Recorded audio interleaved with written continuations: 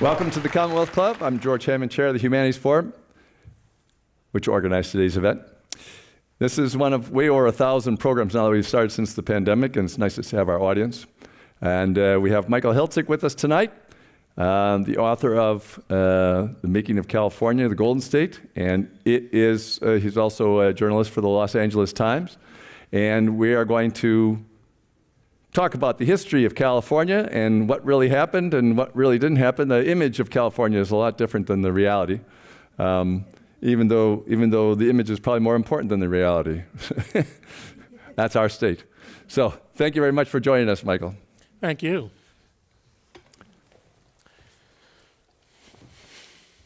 So I'd like to start with a really big picture question, okay?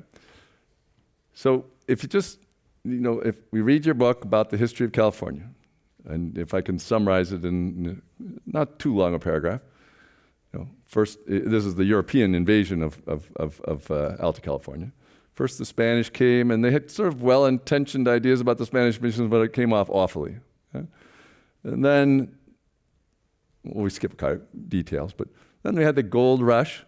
In the gold rush, a lot of greedy people without much, environmental concern or anything like that came here and went after the gold, and also tried to take over the state, and succeeded at taking over the state, making it an American state.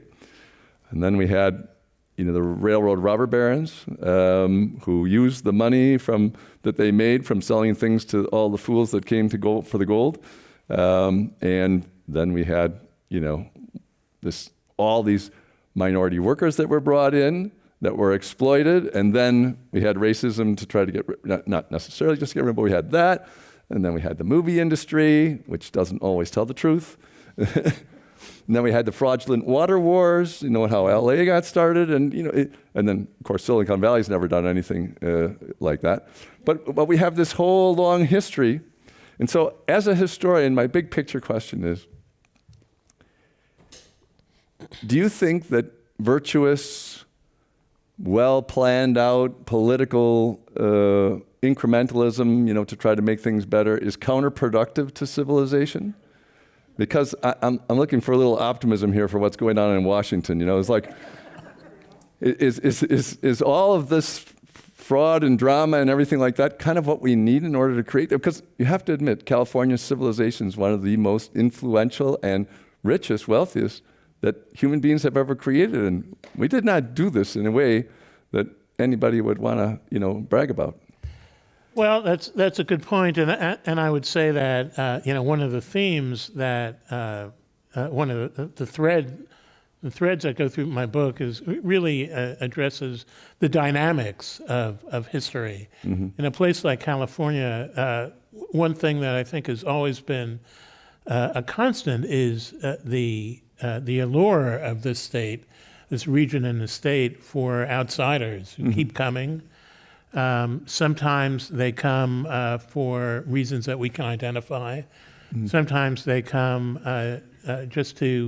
because they have the impression that they can make a new life. Mm-hmm. They're looking for a landscape that will give them just a new approach mentally, intellectually, spiritually. Mm-hmm. And California, really for 500 years, has beckoned people who are looking for something new. In that process, Californians have enhanced civilization, but also shown the darker side of civilizing people and groups and ethnic communities and what have you. So it's a dynamic. It's hard to say that everything California has done. In fact, it's impossible to say that everything that Californians have done has been for the benefit of civilization. But somehow, over time, I think it's been more of a benefit than a cost to have the innovativeness and the independence of Californians at work. What's interesting, a lot of times Americans think, we should be able to repeat this throughout the world, what we've done.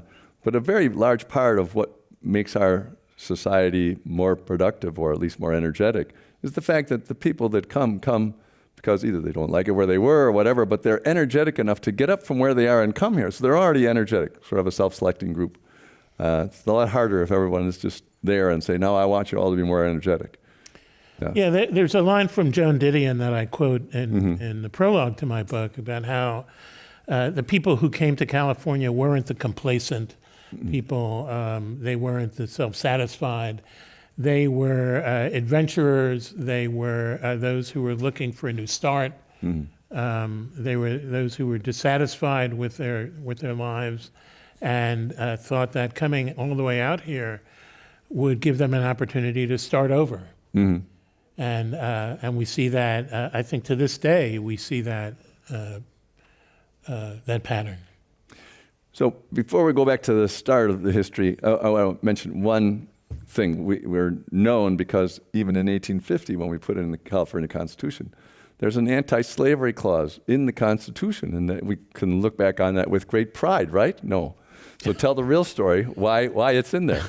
Well, it's in there, and I think California boosters like to point to it and say, you know, we wrote our state constitution before we were a state, and we have these provisions that say slavery and indentured servitude will not ever be allowed in California, and it is tempting to say, well, you know, there was a moral thread to the California Constitution of 1849, but really you have to go down and look at the economics. I think all of these episodes, all of these trends really have economics at their core, and the economics at that time were that the delegates to the first constitutional convention in 1849 represented the gold rush people, and they were really concerned that Easterners would come here to prospect, and they would bring slaves, and thus they would have cheap labor, which would be competition for them. So they said, we're not going to allow that. And if you go a little bit deeper into the Constitutional Convention and the first legislature, it also said that slaves who had been freed would not be permitted to come into the state. So yeah, it looks like Looks wonderful. it looks like a great moral victory, but it was really not. Yeah. So let's go back, and we were just chatting about this a little while ago. What's the history of the Native Americans in, it's not the whole 20,000 or 30,000 years, or, you know, they always argue about how long it is now, but just from 1,000 on, do we know much about how many Native Americans there were in what's now California, and what they were doing, and how, did they have any wars that they talked about, that kind of thing, between themselves? Well, the general historical perception is that the tribes who occupied this region and this territory before the arrival of the Spanish were basically agrarian tribes. They raised livestock. They lived on small wildlife, rabbits, things like that. They raised their own crops, and they traded with each other. There isn't much of a record of violent encounters among the tribes. And as for how many there were, we can only estimate, but probably before the arrival of the Spanish, there may have been 250,000, 300,000 Native Americans in the tribes throughout what became known as Alta California. By the time of the gold rush, which is after the Spanish period, there were only about 130,000. And by 1860, it was down to about 17,000. So you can see that the encounters between the Indians and Europeans and whites and American settlers was not good for the tribes at all at any stage. Yeah. And you make it clear in your book that about half of the destruction of their lives was due to diseases that went through. Right. Another half was due to other factors that we had more control over. Right, and our ancestors. And the most destructive disease, shouldn't be a surprise to anybody, was syphilis, which not only has its own deleterious effects on its victims, but destroys the immunological conditions of those who suffer from it, so they become vulnerable to every other disease that's out in the air. And syphilis really did have that terrible impact, but also starvation, relocation, the destruction of the tribal habitats that was caused by, especially after the gold rush, and then once settlement came in, and Europeans and white Americans wanted the land, they wanted to cultivate the land that they were settling in, and the Indians they saw as an obstacle. All right, so the Spanish, when they had their eye on Alta California, I found it interesting that we just avoided having the Jesuits in charge, and that the Franciscans came in as a second player. So why don't you tell that story, how that happened? Right. Well, the Jesuits were the Christians or the Catholics who first were placed in charge of trying to develop California by the Spanish. The Jesuits lost their franchise because the kings in Europe were concerned that they were getting basically too big and too powerful. So the Franciscans came up, and the Franciscans came and they had, I don't know if you could call it a veneer of interest, but their goal was basically to Christianize the Native American tribes. They viewed them really as children who needed to be educated and brought to Christianity. But at the same time, they employed the Indians as cheap labor. And although I don't think you could say they intended this effect, but the result was they would basically house Indians in overcrowded barracks. Basically, they would overwork them. They would punish them severely if they didn't meet their quotas or comply with orders. And over time, that contributed a lot to the destruction of the tribal communities, tribal cultures. I was just thinking while you're talking about, the punishments due to not making your quotas, I'm just hoping that doesn't sink back into our culture. If it hasn't already. If it hasn't already, yes. Okay. So that period of time was under the Spanish rule for quite a while, more than a century, and then but Mexico became independent in 1824, and that made Alta California part of Mexico. That's right. And it was not too long after that the arrival of the American settlers started. And the American settlers really saw the Mexican administration as weak and vulnerable. And they came in and they started agitating for the national government, for the U.S. government, basically to find a way to annex California. And a lot of the efforts of the American settlers was aimed at that. And in fact, in Washington, when Polk became president, and as you may know, he was very expansionist, he didn't really want to seize California by force, but he did think that the incursion the incursion of American settlers would basically allow California to become part of the United States the way a windfall brings apples down to the ground and can be picked apart. Now, it didn't work out that way, but that was what he hoped would be the process. One of your stories that I found in detail very fascinating was the convention that was trying to decide how to draw the lines for the state of California, and what their considerations were, and how they went about it, and how much it used to. I just tell a little bit of those stories because I think that people don't realize, because California became a state, and there was nothing that was a state between what was the nearest state to California when it became a state? It was probably Texas. Probably Texas, yeah. So quite a bit, there's quite a bit of land that was owned by the United States, a lot of it. And then in the Mexican War, we got some. The Mexican War ended in what year? 1848 or something like that? Something like that. So right around, just before the gold rush. And so all this is happening in California right at the end of the Mexican War. And so that probably is part of the negotiations and everything. But so tell a little bit about this convention and how they thought, what is California going to be? Right. Well, after the Mexican War, the Treaty of Guadalupe Hidalgo, the United States annexed California. And then there was a long period of several years in which California was sort of neglected or ignored by the national government. And this irked the settlers who really wanted more action. And it irked the military governors of the territory who were afraid that if something wasn't done to bring the settlers basically into the fold, then they were going to go off by themselves and maybe even create an independent country.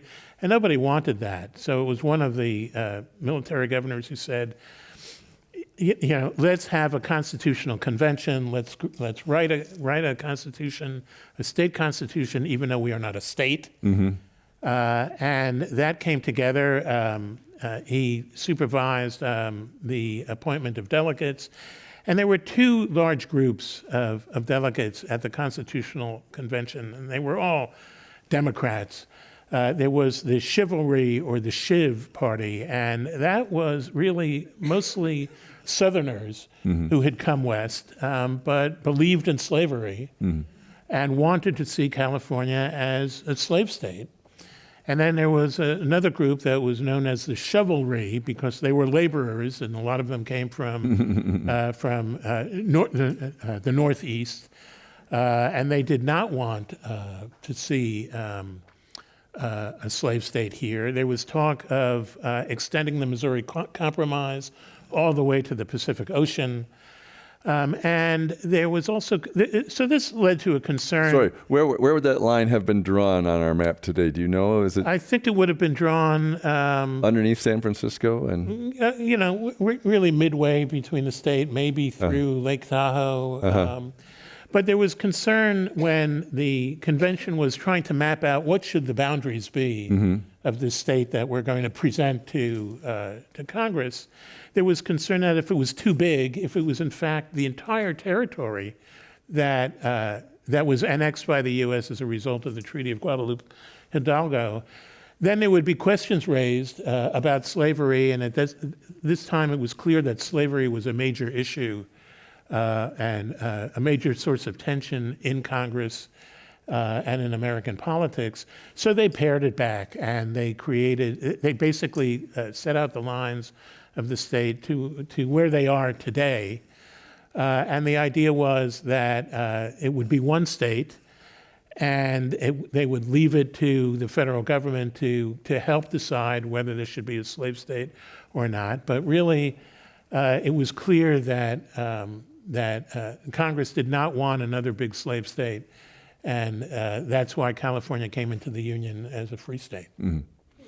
When California came in, was there a slave state that came in at the same time?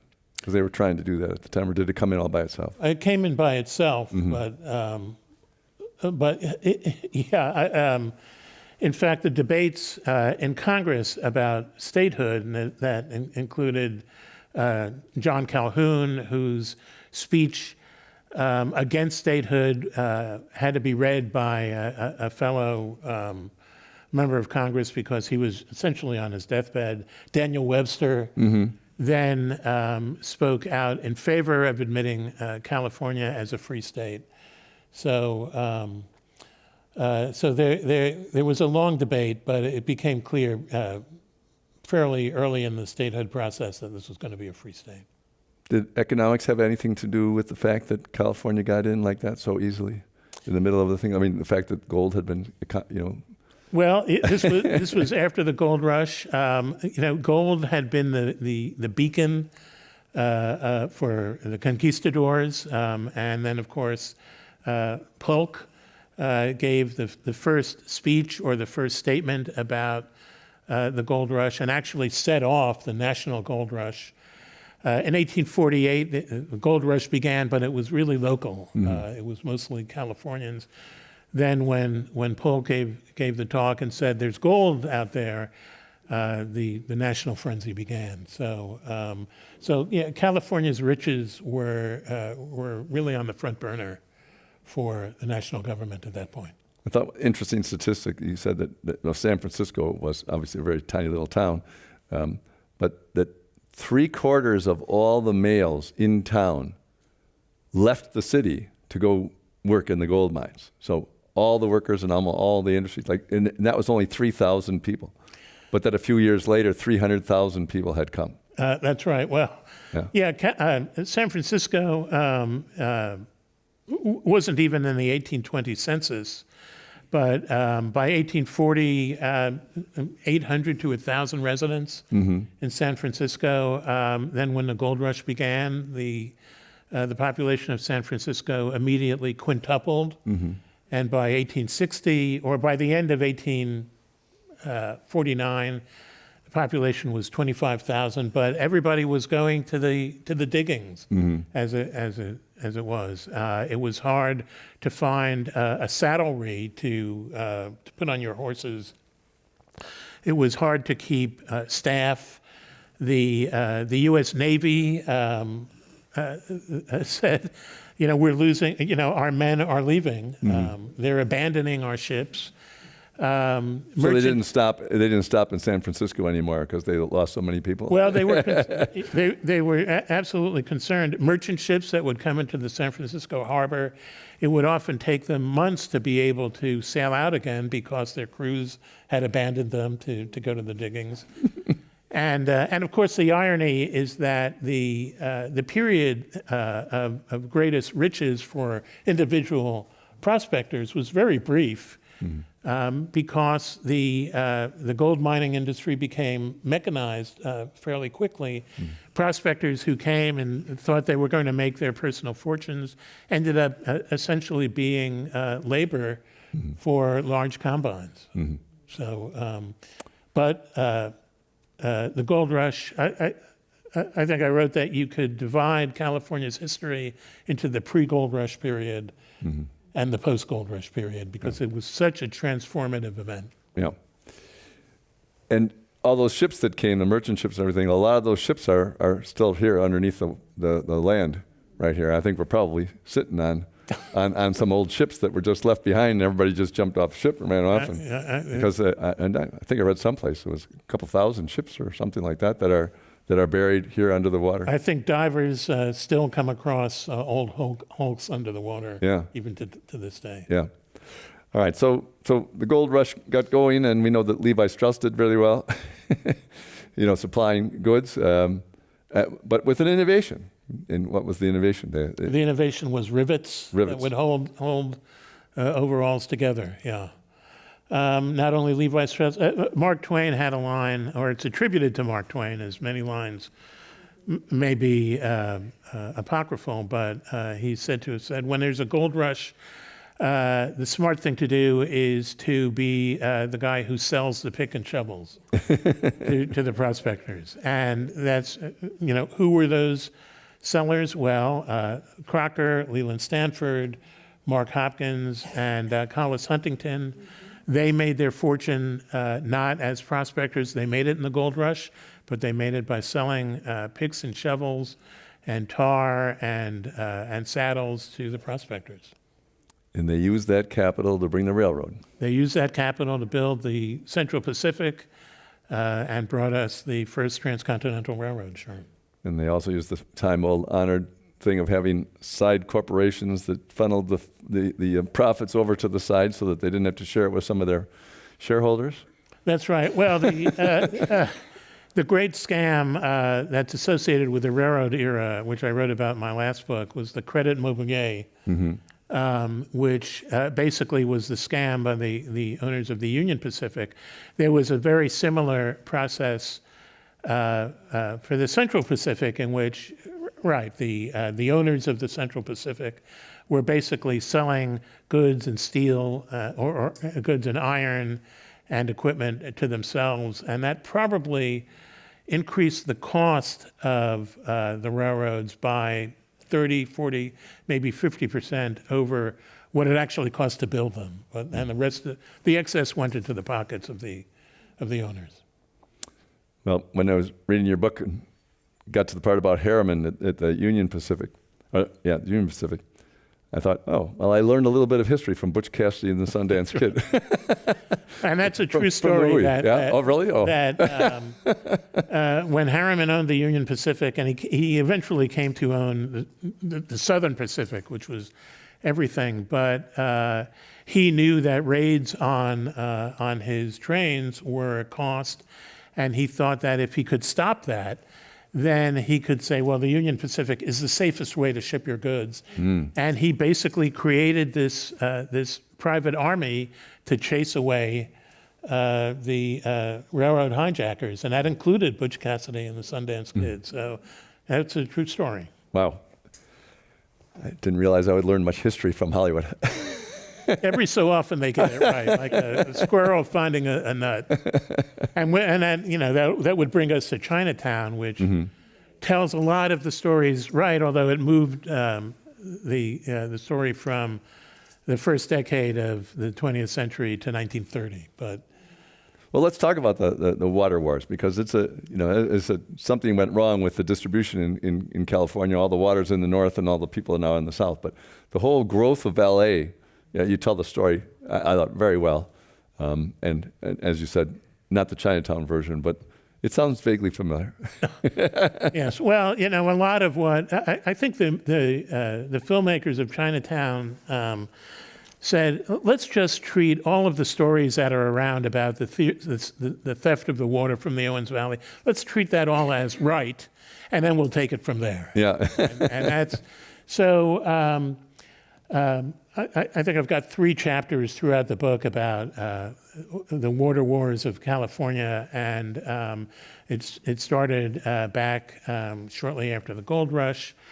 But when we get to Los Angeles and its need for water, and we're talking about William Mulholland, who in the movie I think is represented, he's such a major figure that he's represented by 2 characters, Hollis Mulwray and Noah Cross. And they were 2 sides of Mulholland.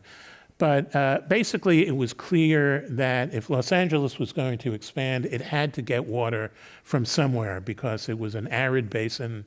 It was essentially a wasteland. It was built largely by ballyhoo. It was this vast landscape that could accommodate, as it does today, millions and millions of people. But the question was where to get the water. Originally, the water came from the Los Angeles River, which was a lovely rural, rustic river, but it could not accommodate the growth that the boosters of Los Angeles wanted. So they went looking around, and they found the Owens River, which was 150 miles away, and they started buying up land and water rights. Now it's the mythical or the received wisdom is that was theft, because the Los Angeles buyers didn't tell the farmers in the Owens Valley what they were really looking for. It's a little bit more complicated than that, because the farmers in the Owens Valley sort of had an over-ambitious view of how rich the agriculture that they were trying to work would be.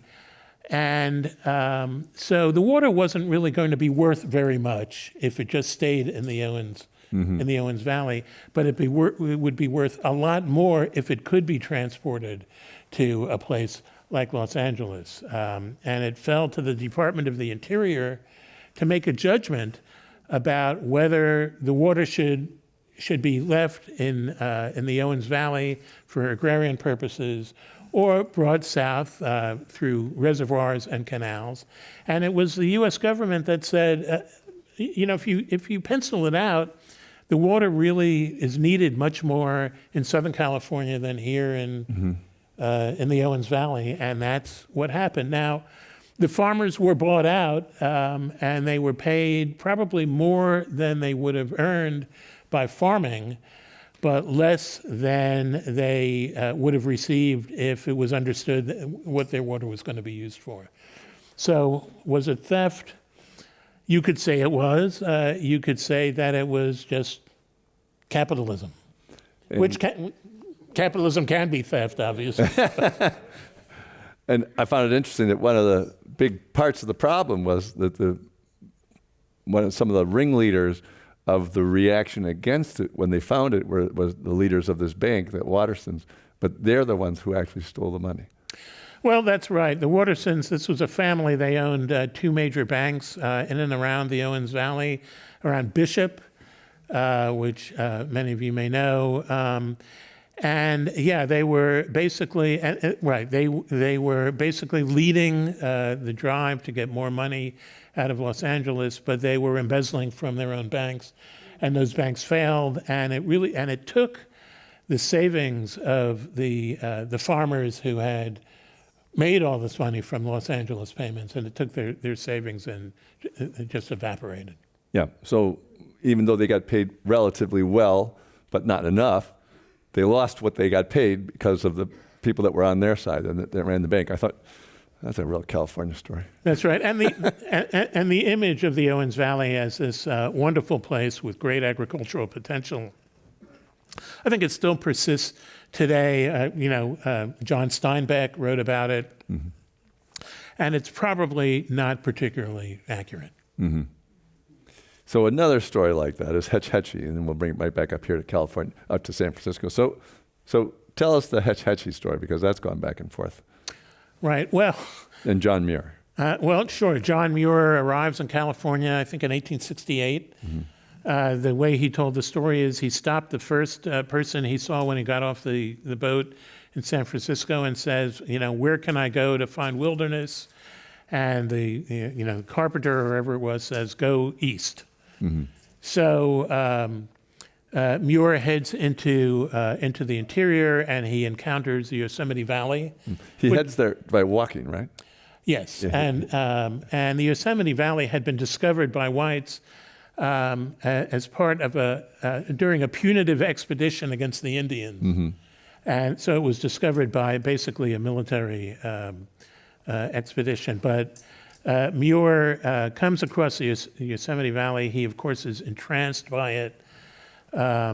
It became his cause. It became the centerpiece of his theory of conservationism, which was the idea of preserving nature in its pristine condition for the enjoyment of humankind. Mm-hmm. And he eventually succeeded in preserving the Yosemite, but there was a second valley not far from the Yosemite, the Hetch Hetchy, mm-hmm. which Muir thought was in many ways even more beautiful mm-hmm. than the Yosemite. He thought some of the features of the Hetch Hetchy could compete with features of the Yosemite for beauty. His goal was basically to preserve the Hetch Hetchy in its pristine state. The problem was that San Francisco needed water for its own growth. And over time, it determined that the best and, in fact, the cheapest means of creating a water supply for itself was to dam the Hetch Hetchy and create a reservoir. Mm. 3 presidents and countless interior secretaries got involved in this fight over whether to allow San Francisco to take over the Hetch Hetchy. And the conservation movement, John Muir, lost that fight, in part because Theodore Roosevelt, who had come out to Yosemite in 1903, at a time when there was a debate, the Yosemite was under the control of the state of California, which and a commission that was incredibly corrupt. It was allowing logging to take place in the Yosemite Valley, and it was allowing ranchers and growers to use the Yosemite Valley behind barbed wire. So there was a movement called recession to return the Yosemite Valley to the federal government. Roosevelt came out, he met with Muir. There's a famous photograph of Roosevelt and Muir on Glacier Point, which is in my book. So Muir thought that if he could appeal to Teddy Roosevelt and say, look, there's the Hetch Hetchy, which is even finer than Yosemite, and you should help us preserve it and turn away San Francisco's drive to take it over. And Roosevelt eventually said, well, I have to balance the needs of hundreds of thousands of people versus the needs of conservationists. And he basically voted in favor of allowing San Francisco to take over the Hetch Hetchy. And that's where we are today. I mean, there have been the Sierra Club, which Muir co-founded, to this day looks at the damming of the Hetch Hetchy as basically an environmental crime. Every so often it says we should drain it. San Francisco doesn't need the water anymore, but that doesn't seem on the verge of happening. And Muir's family was convinced that the loss of the Hetch Hetchy basically killed him. Mm-hmm. Well, since we're talking about 1903 and the history, and you were saying how corrupt everything was being decided, in 1903, that's when the Commonwealth Club was started by a group of people that thought that the state government was run really corruptly. And so they got together, just 20 of them or so, and they would write papers of how to do things better, and they sent them to Sacramento. Nothing really happened in Sacramento, of course. So eventually it became what it is today, but that's how this club got started too. Although after 1906, the legislature did pass the Consolidation Act, and that was really designed as an anti-corruption measure. It basically professionalized the San Francisco government. It professionalized the San Francisco Police Department, which had been a hive of corruption and collusion. And that really set San Francisco back on a professional standing. All right, well, before we stay in the 20th century, let's go back to the 19th just for a little while, because a large number of Chinese were brought over to work on the railroad and in the gold rush and so on.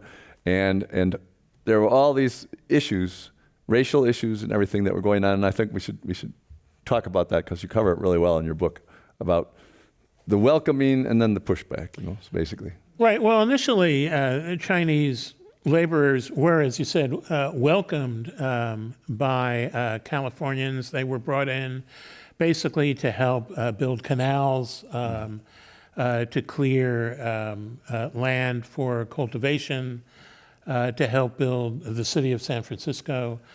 And they thought they were in good standing. And then when the Central Pacific started building, there was a labor shortage, and the Big Four said, well, here's a source of labor, and they brought Chinese in by the carload, thousands and thousands of Chinese laborers. And that was all fine as long as they were building the railroad.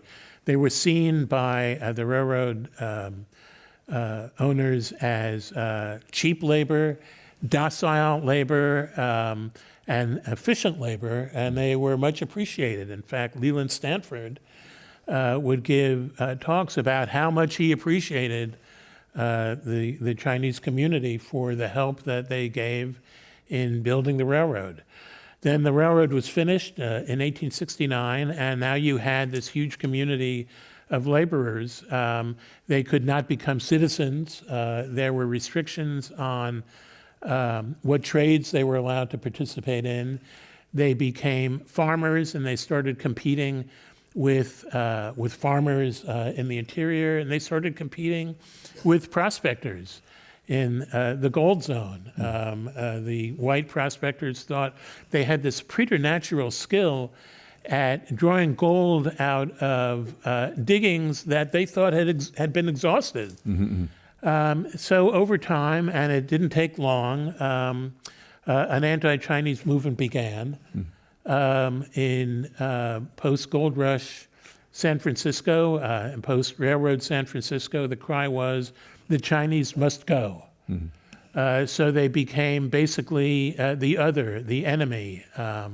San Francisco passed laws that were designed basically to harm the Chinese, to restrict what they could do, to restrict how they could live.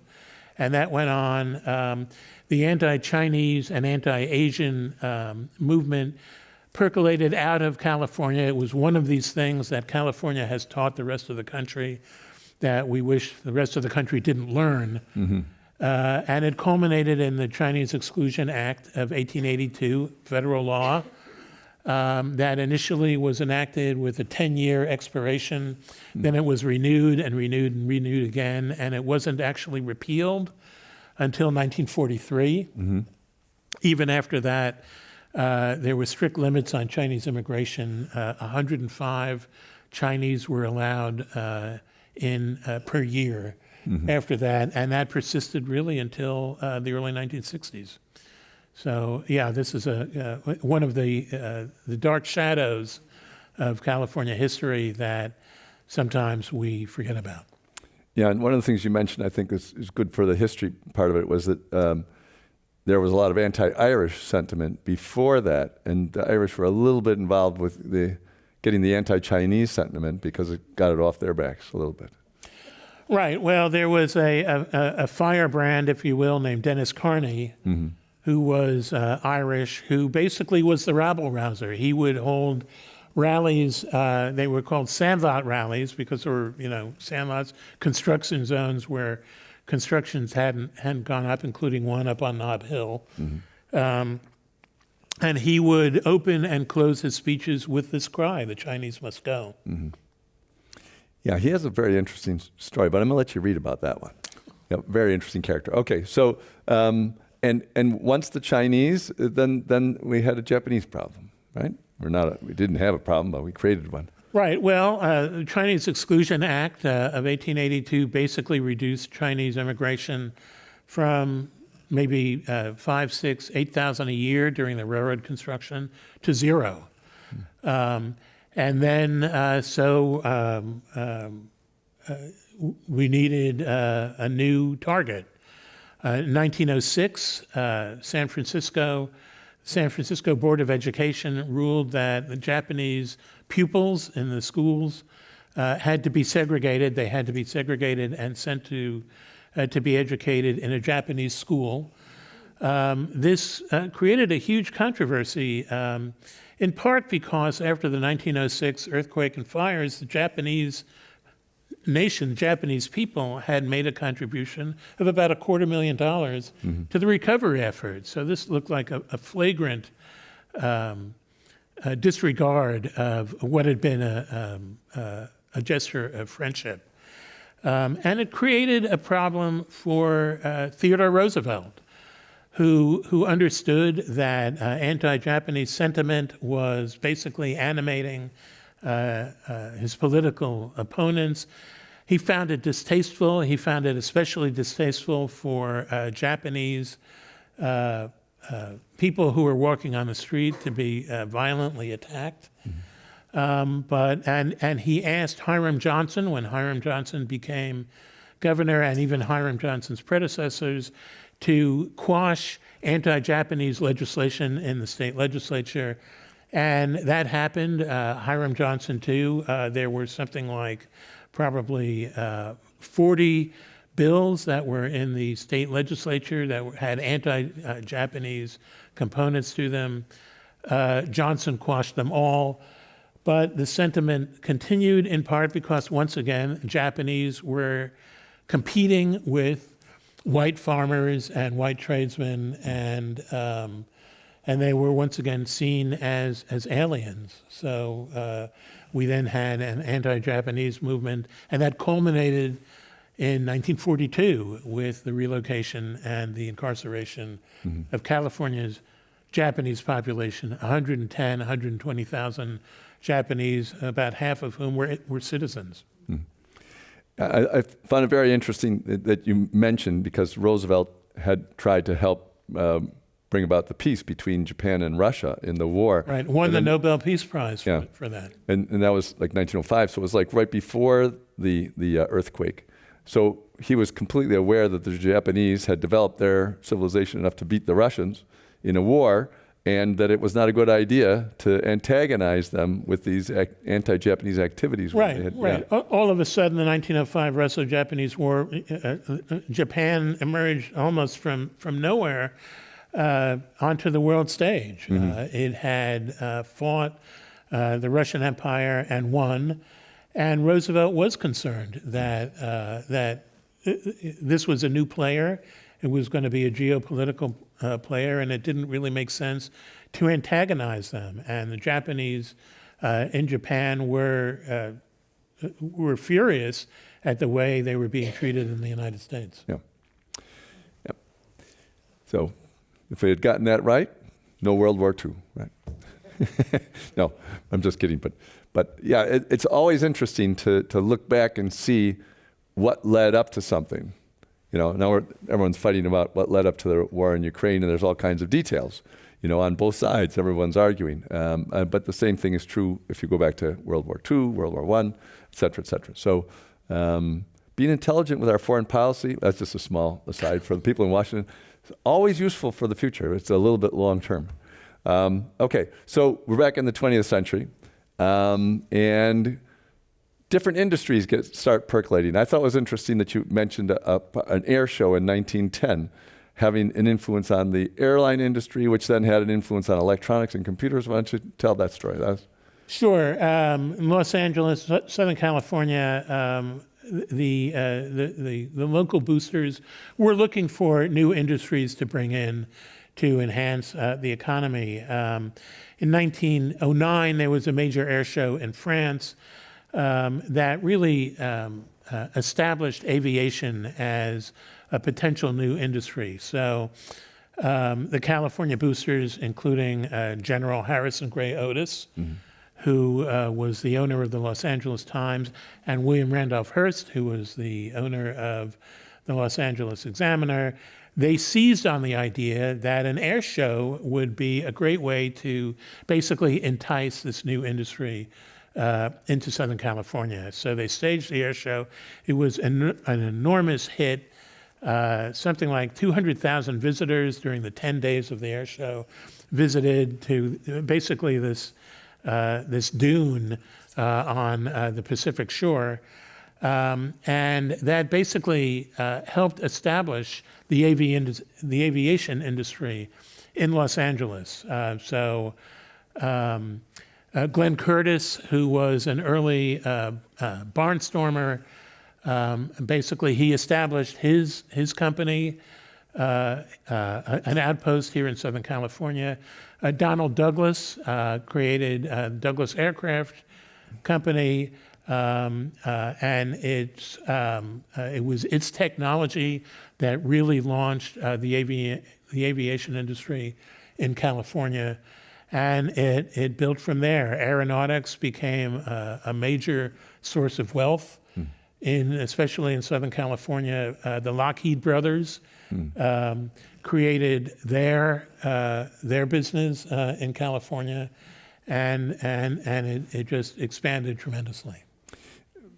Going back to the 19th century for a second, well, with the water issues, what was interesting was that the technology to bring the water was also very advanced, and people thought it couldn't be done, et cetera. So we have a technology advance issue going here all the way back to the start of California.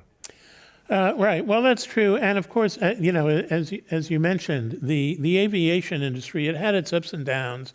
It was a boom and bust industry, but when it was in bust, all of its engineers were now out in the job market, and they were available to basically ply their trades with new industries and new technologies. And that included Hollywood technology. The sound era started even long before the jazz singer in 1927, because the Hollywood studios were always interested in new technology and new projection technology. They were interested in sound because they needed new ways to bring people into theaters. to avoid boredom, just generate new interest. So technology became a major builder of the California economy. And another thing that you mentioned, which people are aware of but forget often, is that a lot of oil was part of the California history, and that's where a lot of wealth, plus, et cetera, and then there was a reaction against it because it was too ugly off the Santa Barbara coast. Right. Well, more than ugly, really disastrous. California oil, there were early finds of California oil. For the longest time, California oil wasn't seen as really useful. If it was used for lighting, it would foul the lamps. If it was tarry, it was thick, it was gooey. But it turned out that it turned out to be really useful as railroad fuel. And at a time when it was hard to get coal for the railroads out here west, it turned out that oil was a great substitute. Oil also became a nautical fuel. So then you had the California oil boom, and that continued right through the Santa Barbara oil spill, where, in fact, for a long time, offshore oil drilling was sort of a tourist attraction. The Southern Pacific would run trains up to the jetties and invite passengers to see where the oil is coming out of the ocean. And there wasn't much really awareness of what the consequences would be until they became inescapable. Yeah. So I'll open up for questions from the audience in just a little while, but we didn't quite get to the end of the 20th century. So Jerry Brown, what would you like to cover that, for the Silicon Valley, Jerry Brown? Well, Jerry Brown, obviously, he was progressive in many ways as governor and not so progressive in others. I always found him fascinating because what really struck me about Jerry Brown when you talk to him or listen to him is that he was a politician who was really committed to public service. You just don't see that much. He just believed in public service. When he ran against Meg Whitman, she talked about firing 20,000 state employees. And in a debate, I remember vividly, he said, these are people who work for you. And they work because they believe in public service, and I do too. And look, after all, he was governor, he was attorney general, and after that, he was looking for something to do, and he ran for mayor of Oakland, which was a job that you couldn't believe anybody would really want at that time when Oakland was just not a thriving community. Well, maybe not. And then, of course, he ran again for governor. So he's a remarkable individual. I'll tell one Jerry Brown story then. The dean of Grace Cathedral, Malcolm Young, and Rabbi Stephen Pierce of Temple Emmanuel were having a discussion. They were walking back to Grace Cathedral, and then the dean walks into the garage there in order to get his car to come out. And so the rabbi and I were talking on the street, and it was just a couple of days after October 7th in Israel. And we were talking about that issue, and I was talking about a way of trying to deal with the issue. And the rabbi said to me, well, George, that's a very interesting idea, but it's way too rational. No one will ever accept it. And just as he said that, there was a couple walking by that was walking their dog. And the man who had his cap on and he was down like this, he poked his head into our conversation, and he said, well, I agree with you. He said, when it comes to human affairs, never count on rationality. And then he started walking off, and I recognized his voice. I said, well, you would know, Governor, wouldn't you? He was retired. He was living up there. It was just maybe 2 years ago or something like that. I thought it was very funny. Anyway, so we didn't spend a lot of time. The book has a lot more on the end of the 20th century and into the 21st century, but I'm sure that there's some questions. So who would like to ask some questions of Michael? Okay, there's one up in front. Sorry, Dan? Yeah, he's coming. Oh, yes, you do, because otherwise it's not recorded. Sorry. Sorry. Thank you. For the California Constitutional Convention, how many Mexican Californios were included in that? There were actually quite a few. There were Mexican Californios, and they participated quite actively. And in fact, there are a lot of elements of the California Constitution of that era that were drawn directly from Mexican laws. Okay. Hi. I know the population in the 1860s tripled in San Francisco, and one of the reasons, obviously, was the Transcontinental Railroad. But can you talk about the Comstock lode and how the impact it had on the economics, also the population of the area? Well, that was in Nevada. Yeah, I know that. It had a similar effect, but I don't think it was quite as dramatic as the gold rush.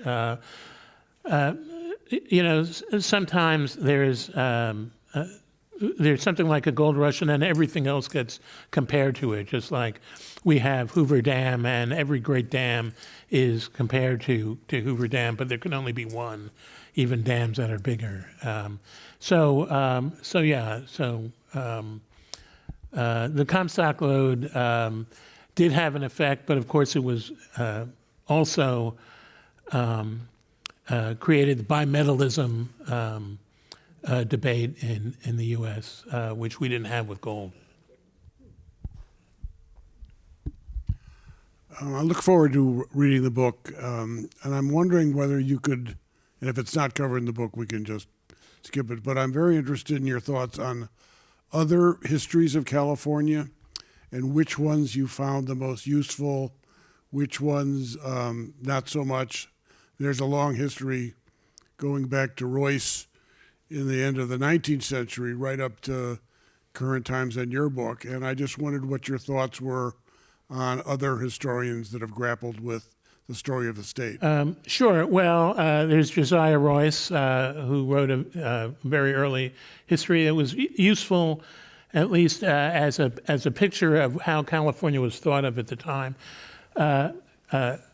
Bancroft wrote 7 volumes of California history, and those were useful in part because of his sources, which he footnoted in great detail. He interviewed or got statements from many of the original settlers or of the time. And then moving forward, you have Kevin Starr, whose, I think, 7 volumes of California history are basically monuments. And I use those largely as guideposts. I mined his bibliography, I mined his notes, and I got a sense of the basic flow of California history from him. Carrie McWilliams, who's just an amazing figure, a historian, a government agent, an activist. So much of what he wrote was useful to me, and I quote Carrie McWilliams probably more than anybody else, other than maybe Bancroft, in my book, because he was so perceptive about California, the California pageant, so to speak. We have time for 1 or 2 more questions. We have some up front here. As a frustrated voter who doesn't feel I get enough representation as a Californian, have they ever considered splitting the state in 2, or was that ever, or maybe even 3? Well, was that ever discussed in the Constitution? It's sort of a perennial idea to split the state in 2. And going back in history, the earliest settlers, the earliest citizens of California saw Northern and Southern California really as two different things. As it is, I think, today the state really is an integrated unit, and I don't know how splitting it in two would really help. But there was sensitivity in Southern California to the idea that they were being overtaxed compared to Northern California, and these sorts of sensitivities are, as I said, they're perennial. So, and I think there was recently an attempt for a ballot measure that would create 3 states out of California. Overtaxed and kept dry. Overtaxed and kept dry. Right? Last question? Yes. Oh, okay. That's all right. The time, yeah, that's right. We're done. So, thank you very much, Michael. That was wonderful.